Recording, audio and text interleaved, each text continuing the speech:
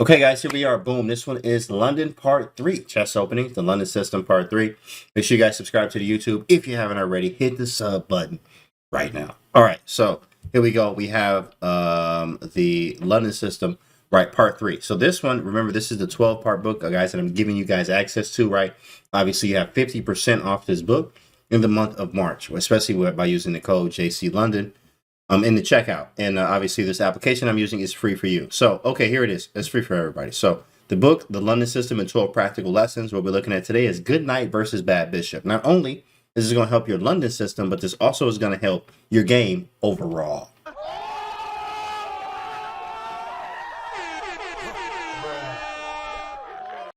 Yeah, that's what we do around here. Thanks for the follow. Scared enemy. Okay, so here we go. So let's see what it says. In this lessons, we look at the strategic theme, the superiority of the knight over the bishop, which arises quite frequently and not just in the London system. In many positions, white places his knight on e5 and ends up fighting against black's light square bishop, which is usually a bad bishop, a problem for black, which occurs in many openings.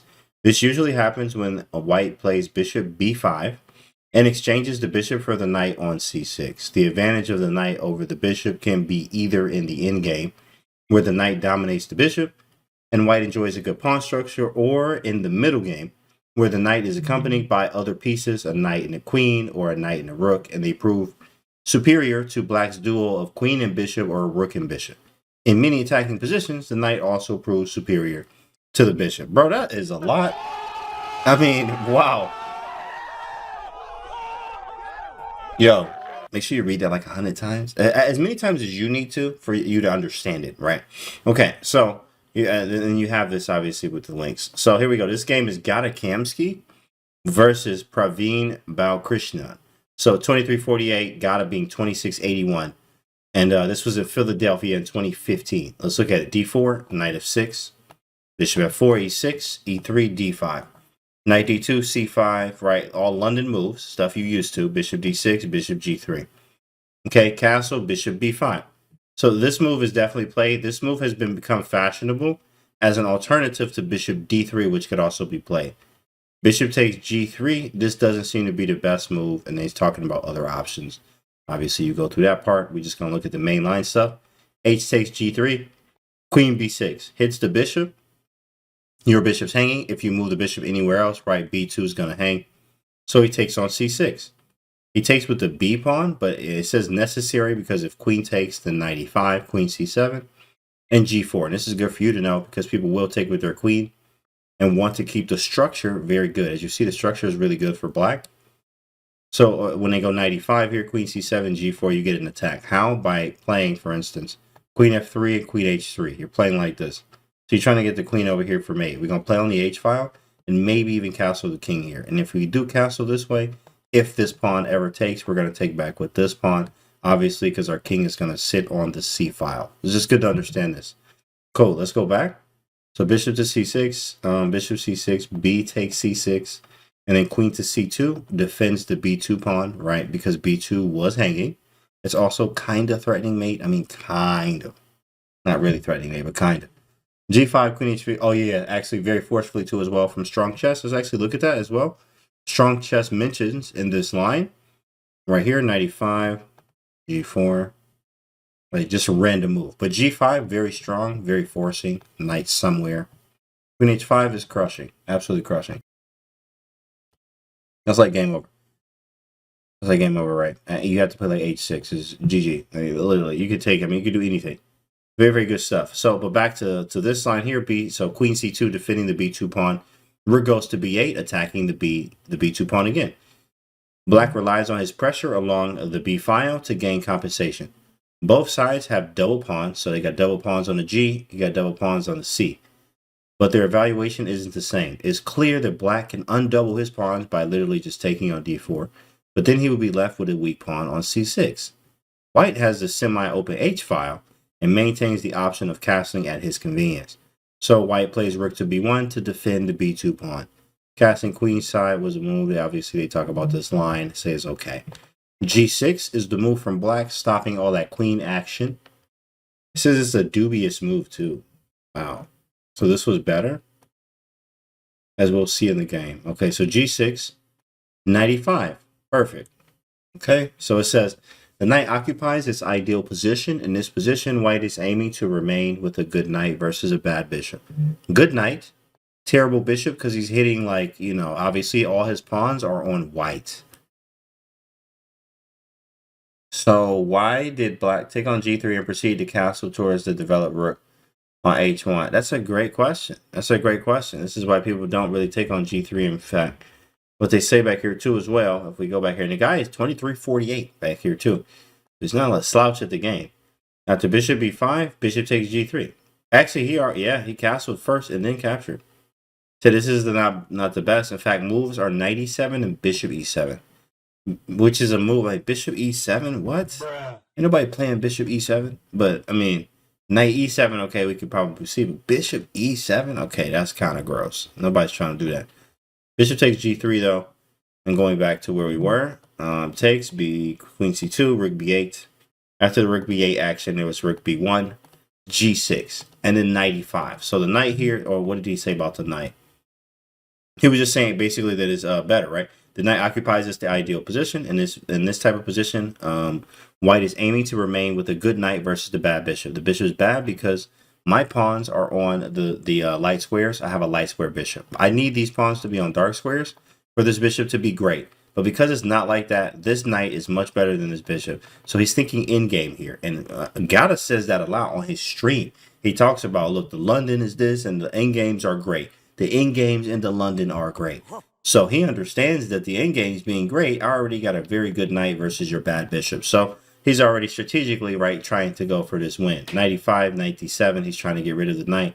And then castles, actually. That's crazy. Kamsky allows the exchange of the e5 knight, counting on obtaining the d4 square. There was also other interesting options as like knight here. Of course, I would do the same thing, right? You know what I mean? Like knight f3 makes total sense. Blocks, yeah. What's up, Erd? What's going on, bro? Yeah, knight d3, like that literally just makes sense, bro. But okay, knight d7, castles. He just wanted this, and then knight takes e5. So obviously we're gonna take back, and then bishop a6, which hits the rook, looks obvious. So let's move the rook, maybe. Probably move the rook. He did. Rook over. Queen went to b5. Okay, on the diagonal, and then white plays c4. A good move. White prevents the exchange of queens with queen to d3 that black was threatening. Also, in the event of the capture on c4, black will be left with tripled pawns, my guy. Bruh. Like this, looking crazy out here. Triple pawns, and then after it says after d takes c4, there was a knight e4 here, and then king g7 and g4. That's insane. Like, it's kind of nuts. g4, queen a5, rook fd8, rook bc1. Triple pawns, though. Come on now. Triple pawns. That's beautiful. Okay, c4, queen b6, so he didn't take that, obviously. b3, still good knight versus the bad bishop. There's work to do, KK, yeah. There's work to do. There's work to do. So he moves the rook f to d8.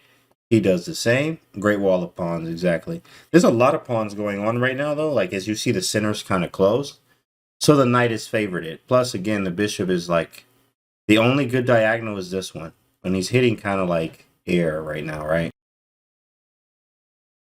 So because like he's hitting nothing, like it doesn't help.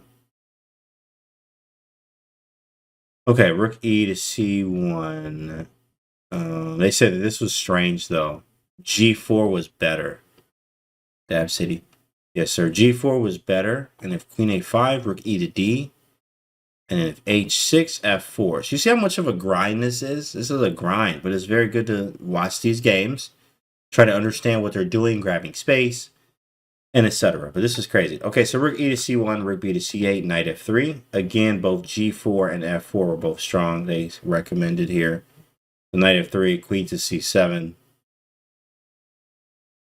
Queen c7. Okay, I'm just looking. Queen c3, rook d7. This is just shuffling. Kamsky is in no hurry and slowly maneuvering. Right, so he plays rook b2, and then black cracks with d4. This is the move which seems active, but it's in reality, it's a mistake.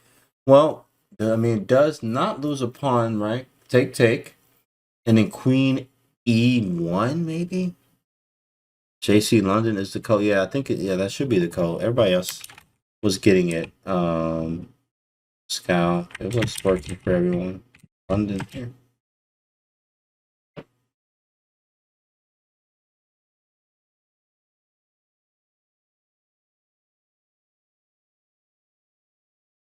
Dr. Giuliano, what's up? What's going on? What's good? Good to see you, bro. So yeah, we're looking at this game against the good knight versus the bad bishop. Okay, so d4, queen d3 didn't take. Wow, didn't take at all. Now the black bishop on a6 is a dead piece, bro. Look at this bishop.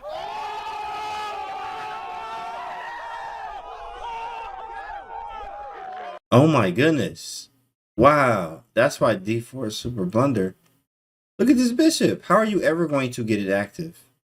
Wow, that's going to take a long time to get that bishop active. Sign the card. Exactly. You can sign the score sheet here, boy. Wow. Man, that's one piece out the game for real. That boy did for real. Okay, rook c d. So let's just see what happened. I mean, he shuffled the bishop around, and let's see what he did. At least 5 to 6 moves, at least, right? At least. So you don't have to rush it. They got some trades off. Oh, so they traded or no? He went queen h6, knight g5 is coming. Knight g5 is coming. Queen d8, knight g5 anyway. Queen d1. Oh wow. He's gonna trade queens. Yeah, that's forced. But look at this position. Look at this position. This is excellent for the knight. And this right here is where your endgame definitely comes into play. Right? So not only is the London, obviously a good system and a good way to play, but look at this knight versus it's great for endgames, right? As you can see, what endgames you should probably be spending time in for London players. You should probably spend time more maybe in knight versus bishop endgames, because this is a very common one that will come up for you, is having the knight versus bishop. Knight goes here, you got holes in the position. I mean, h5, look at this position, bro. Come on. Come on, like, look at this. 94. This is crazy. King g7. I mean, and you just pick a square. Bruh. Pick a square. Pick one. Pick a square. Right. Pick a square for the knight. Okay. He went knight f6, and then they say even better was knight takes c5. Well, obviously, right? Obviously, I'm taking a pawn. Bruh. I'm going to. It's probably obviously better, but still, got a Kamsky being 2600. Plays knight f6 says, and he just doesn't care. He's just winning. Literally doesn't care here as he's winning. King g6, f4, king f5. Why didn't black take the pawn on e3 before? That's a good question. Actually, you're talking about back here. The pawn on e3, taking the pawn. Wait, he actually did. I mean, he did take the pawn on e3. You mean here?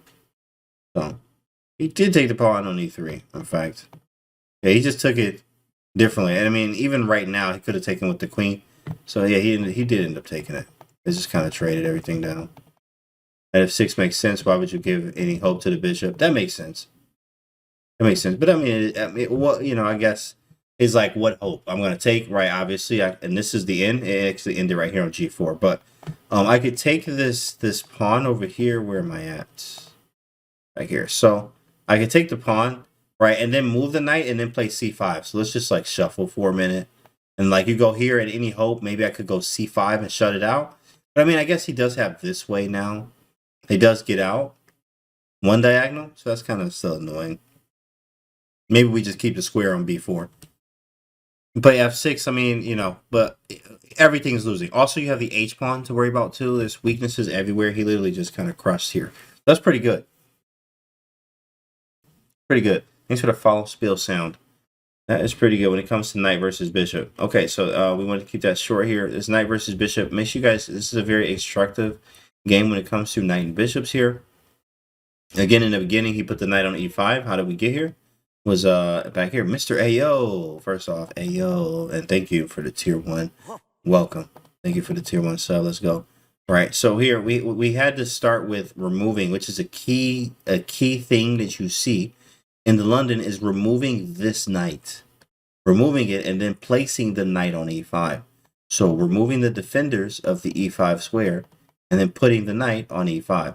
So as you see here, back up a move, bishop b5, Okay, captures, which of course is sort of a dubious move, but whatever.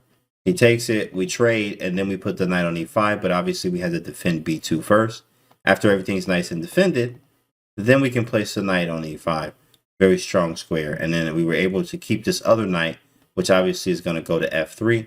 He had other intentions. He did not go knight f3, which could have been played, but he played something else and still kept the knight over the bishop, right, and played this. So obviously you should be studying more your endgames. Hopefully you enjoyed this. Make sure you guys are subscribing to the YouTube. This was number 3, and we'll come with number 4 tomorrow, and we'll see you guys on the next video.